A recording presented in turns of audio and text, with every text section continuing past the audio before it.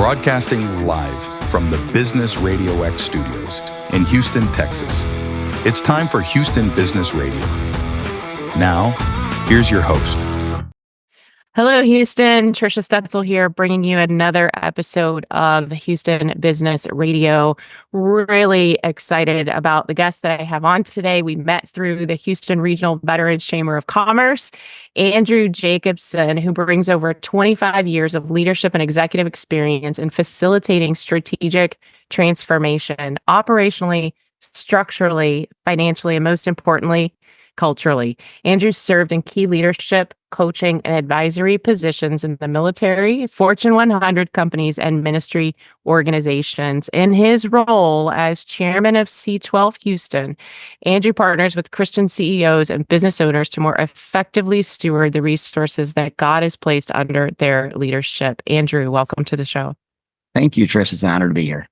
I'm so excited to have you on. We've got a really great topic that we're going to tackle today, which has a lot to do with being healthy in the environment that we're working in and tackling that feeling of loneliness. But before we get there, tell me a little bit about how Andrew got where he is today.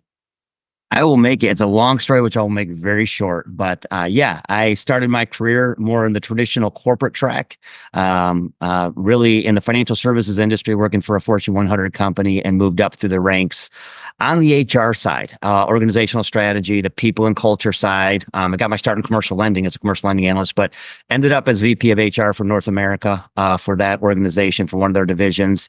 And in the process, enjoyed, a long career there, but I made a transition out of that company into a ministry role where I joined a large 5,000 member church in Dallas as an executive pastor, CFO, COO of that organization. It's a crazy story on the side there after doing some missions work in Haiti following that earthquake. But great experience there. The church doubled in size while I was there. I went to 11,000 members in 5 locations and had just a great time working with that team.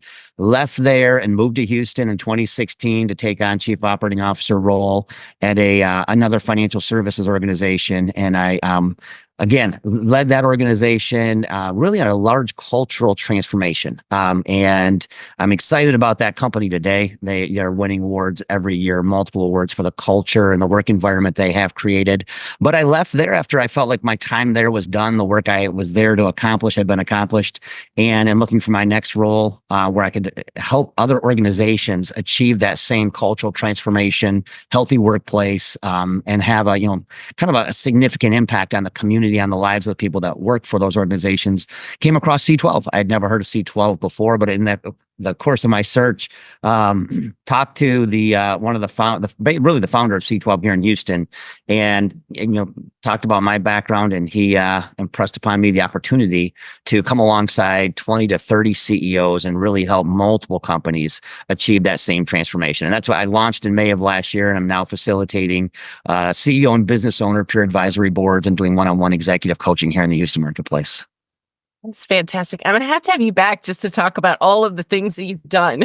It's a long story for the sake of this time today, and we would consume the entire time if I tried to tell you my life story. It's pretty crazy.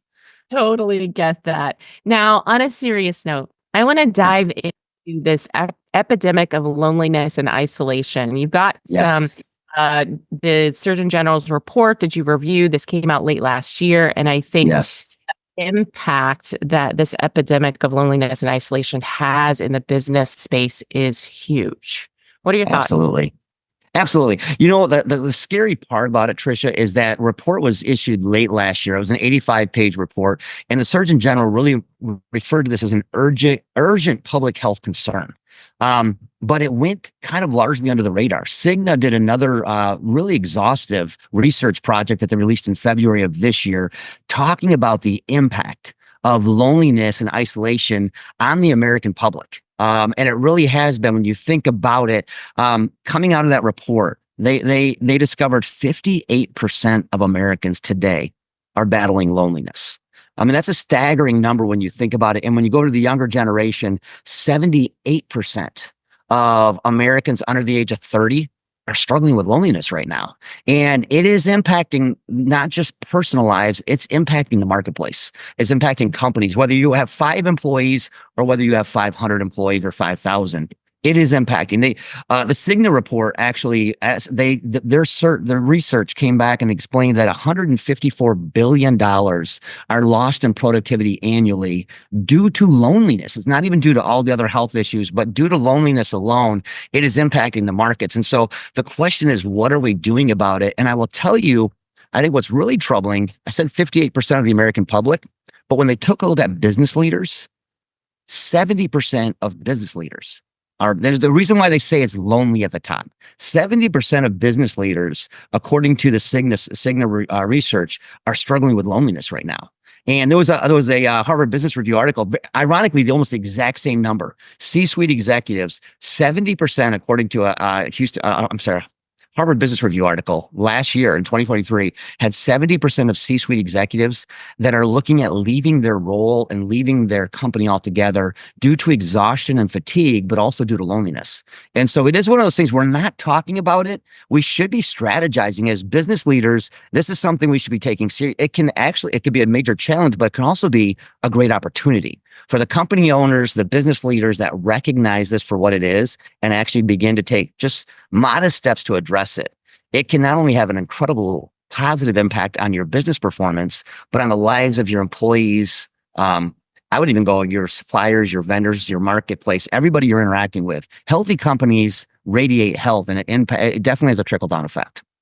Yeah, absolutely. So it is so important to have that healthy workplace culture for the company bottom line. You've made that point very clear here. So what is the significance of a healthy peer advisory board? You mentioned that earlier. That I did. Right? Yeah. It starts, I will tell you, a healthy organization starts with a healthy leader. And a healthy leader starts with a healthy and balanced life. As an example, there's multiple different models. So I'm not here to push one particular model. I am here to talk about the importance of having a trusted, confidential environment where you can come together with like-minded business leaders and talk about the challenges you're facing. And it's not just, I think a lot of peer advisory boards do focus almost entirely and exclusively on the business. But I go back to, again, healthy leadership is much more broad. It's a fully integrated life. And if one area of your life is out of balance, we see it all the time. You read articles, whether it's in magazines or online, of businesses that have been impacted significantly by a leader whose personal life was falling apart. Maybe everything was going great, and we think we are better at categorizing our life and segmenting our lives than we really are. And so really it's about having a really healthy, fully integrated life as a leader. I can tell you the peer advisory boards that I do facilitate, we start off every month with a self-assessment that we check in with each other. We call it the Life and Leadership Balance Wheel. And there's literally 13 areas of our life that we evaluate. And to have a healthy, balanced life, you should have a healthy balance wheel. And if you have flat spots, we always say if you have flat spots in the balance wheel, life's not going to go that well. And if life doesn't go that well, the company you're leading is going to feel the impact of that. So that's one of those things we take a look at is how do you live a fully healthy and to be able to come together every month and monitor that, set personal goals in each of those 13 areas, and then hold each other accountable over the course of the year. Yes, we're also focusing on the business as well. We have a 5-point alignment matrix that we're talking about the business objectives we've set every year when we're strategic planning, and we report out on that every month. And if we're low in some areas, if we're behind target in some areas, what are we doing to address those things? So all of that, but I will tell you of the 5 points, what's unique to C12, I will say, if I'm going to put a plug in for C12, it's of the 5 areas of business that we're looking at. We're looking at revenue generation, financial management, org development, operations management. But we do have this one category that's unique where we talk about how is your business having a positive impact on your employees, on your community, and on the world as a whole. And it's actually the 5th area, and we refer to it as business as a ministry. How is your business being used as a platform to positively impact the lives of the people that are interacting with your business every day? And that's where this topic of loneliness comes back into play, because we are now as business leaders and we have over 4,000 members in C12 now across the country, are looking at how are we identifying employees in our companies that are struggling with loneliness, because so many of them cover it. There's a really interesting example. That's kind of comical, but there was a comedy movie that came out back in around the 2000 timeframe. I don't know if you remember, it was a Mel Gibson, Helen Hunt movie called What Women Want. And in that movie, Mel Gibson could hear what was going on. And it's supposed to be a comedy, but there's this one troubling scene in that movie where as he's walking through, there's this younger administrative female employee, and he recognizes she's talking about suicide. That she just wants to end her life because even though she's there, she's an attractive woman, she's an educated woman, but she felt like nobody knew her, nobody cared, and nobody knew the challenges she was going through. And it haunted Mel Gibson. It was a major segment of that movie. But you think about that today, the epidemic of loneliness has also led to what we're seeing as an epidemic in suicide in our country. The suicide numbers, the mental health challenges today that we are facing are definitely at numbers we've never seen before. And because none of us really feel trained to deal with that, I'm not a trained mental health professional. Most CEOs and business owners aren't trained. They just avoid the topic. And really, you don't have to be a mental health professional to be able to care about your staff and to be able to create an environment where they can come and have that sense of belonging and that sense of connection. When I think about Maslow's hierarchy of needs, it's that middle need. There's 5 levels, but that middle need is love and belonging. And, right after your physiological needs and your safety needs, the very next need is having that sense of connectivity and belonging. And I will tell you, coming out of COVID, that is one thing that we haven't addressed. And that's where I think this really exploded, was remote work environments, everybody going remote. And now there's something, it's appreciated. I think a lot of employees like the opportunity to work remote. It's convenient. You save money on gas. You only have to dress professionally from the waist up, all these things that we do. But the fact of the matter is we're losing that connectivity. And as a result, it is creating what I would consider, what the Surgeon General consider an epidemic and a actual public health emergency. Wow. I got goosebumps and like 5 different things that you said there. And it's so, it's scary and interesting all at the time that this is happening out there right under our noses. So having this healthy peer advisory board is very important, where you're getting the CEOs together so that they're not lonely. How deep do you go then to helping those CEOs build that same type of culture in their businesses so that we're even pushing the loneliness down, or the epidemic of loneliness out further as start to involve the employees? Yeah, what we do, and I'll tell you the example is just the meeting once a month. When we get these CEOs together, they get to practice what they then want to take back to their company. So it starts at the leadership level.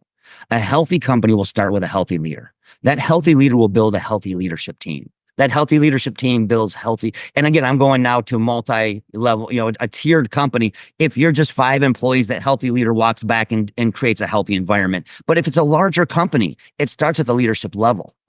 Google did that. There was a study that came out a couple of years ago now about the impact of psychological safety in the workplace. And they found that the highest performing companies across industries, this is industry agnostic, the highest performing companies over time are the companies that have an environment of psychological safety in the workplace, where employees are comfortable being their real self. They don't have to put on their fake face when they walk into the door, and then they go back out and they're surviving work as opposed to thriving in the workplace.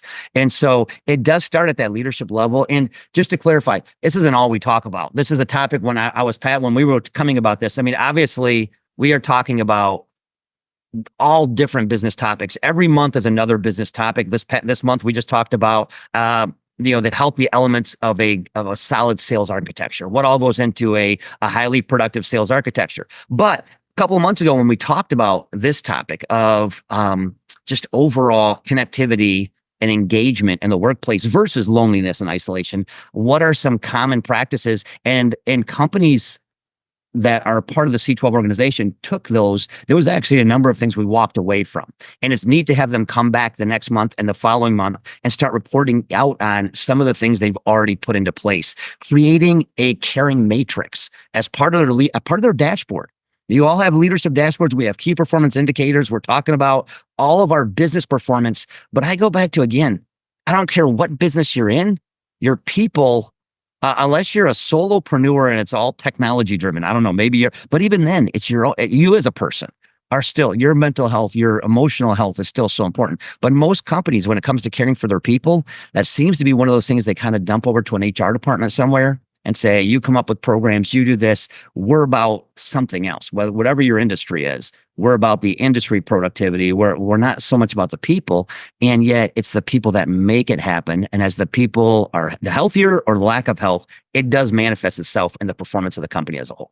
And that's where I go back to what we've done is to practice it in that environment where we have psychological safety, transparency. We have this thing we refer to as Buffalo culture at C12. I know in talking to veterans, they love the topic because we know what that's like as a veteran. I'm also a veteran as well. We've talked about that. We both are. But this idea that when a storm hits, the only herding animal in North America, we have deer, cattle, elk, buffalo, there's all these different, the only ones that actually herd together and face into the storm and charge the storm are buffalo. Every other herding animal tends to scatter and run away from a storm. But we don't, we actually, and so one of the things we take a look at is how do we as a leadership group, a cadre of business leaders, how do we address these hard topics and charge into them together so we come out the other side faster and more healthy. And this is what, again, a practice that we now take to the leadership teams of organizations, and they take it to their management. And from there, you're seeing, things like a care team.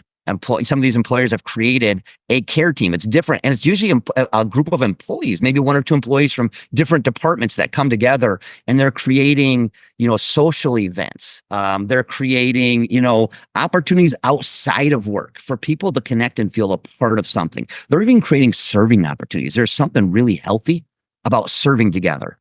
Getting your eyes off your own problems and being able, there's people, I don't care what situation you're in, there are folks in our community that have bigger problems than we do. And from a emotional connectivity, that whole love and belonging to serve together, having done this with multiple different teams in different environments, everything from a half-day event to a one-week mission trip.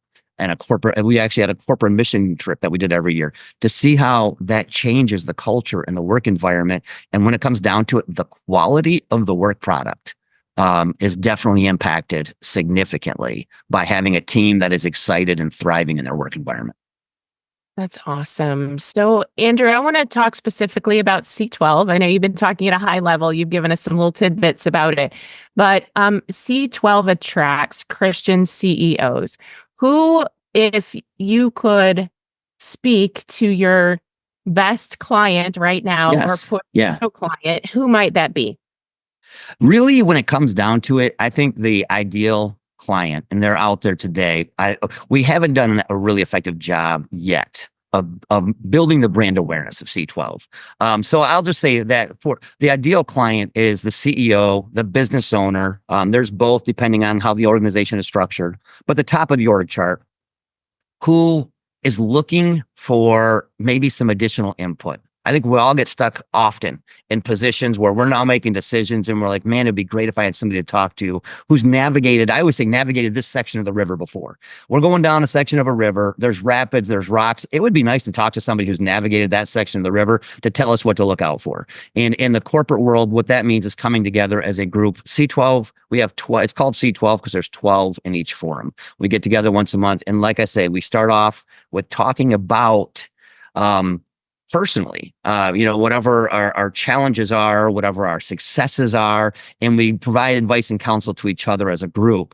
But then we go from there into a timely strategic business topic every month.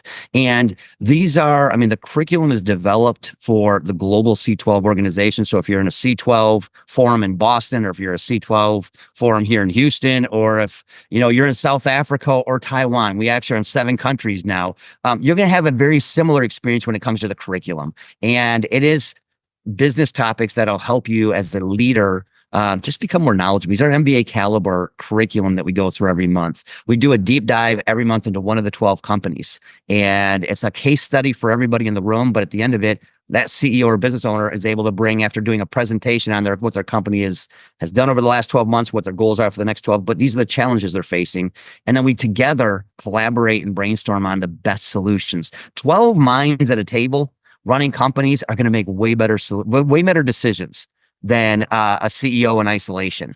And that's where I go back to this whole idea of isolation and loneliness, to be part of a peer advisory group where you are all in it together and you're all pulling for each other to succeed. The performance over time, it definitely shows those who are willing. I think you have to be willing and open to receive guidance and direction. And it takes a degree of humility, but also, a willing to be candid with each other, that whole Buffalo culture. And so the ideal CEO, business owner is, for the curriculum to make sense, there is a minimum size. If you're a solopreneur, we're talking about things like employee benefits and compensation. We're talking about things like, management training and leadership development. If you're a solopreneur, it's probably not, it's nice to still have that. I'm sure we'd all love to have a peer advisory board. There are other organizations out there that I can connect people with that are going to be great for those startups. We're looking for employers typically with 10 or more employees, and we have some members with thousands of employees. But that's typically, I think the sweet spot for C12 is that 10 employee company to probably about 500 employees in that area. Now it sounds like a big range, but you're dealing with a lot of the same issues at that point in time. So that's kind of what we're looking for. And it is, we are unapologetically a Christian organization. So we are talking about faith in the workplace as well, and how to encourage CEOs that have their faith to live out their faith in the role that God's placed them in leadership. So we do talk about that as well as part of it. We're not a Bible study. We're not a prayer meeting. It is a business peer advisory board. But that's kind of who we are. That's our target audience. That's beautiful. Thank you for sharing that with me. So if someone is interested in having a conversation with you, or maybe even interested in joining one of your peer groups, if you have, I'm sure you do, how might they get in touch with you, Andrew? C12Houston.com is the way. And if you take a look at C12Houston.com, I'm one of 5 C12 chairs in the greater Houston area. I do handle the downtown section of Houston. We've got forums up in the Woodlands, out in Katy, down in Sugar Land, out actually in Brenham and College Station as well. That falls under that purview as well. But yes, if you want to know more about C12, reach out to C12Houston.com. You'll see each of our bios there as well, and you'll see where the forums are. You can submit interest notice, and one of us will be giving you a call back and setting up an initial meeting just to talk a little bit more about your company, about your life personally, and tell you a little bit more about C12. Fantastic. And Andrew, I'm going to put that link inside the show notes. So for those of you who are listening or watching, you can just click on the link and find that exact place that Andrew sent you to so that you can fill out the form and get in contact with Andrew or one of his counterparts. Andrew, thank you so much for being on with me today. It's such an important topic. And I think that what you've offered today is going to be so valuable to the listeners. Absolutely. Thank you, Tricia, for having me. I'm glad you were on today. That's all the time we have for today's show. Join us next time for another exciting episode of Houston Business Radio. And until then, stay tuned, stay inspired, and keep thriving in the Houston business community.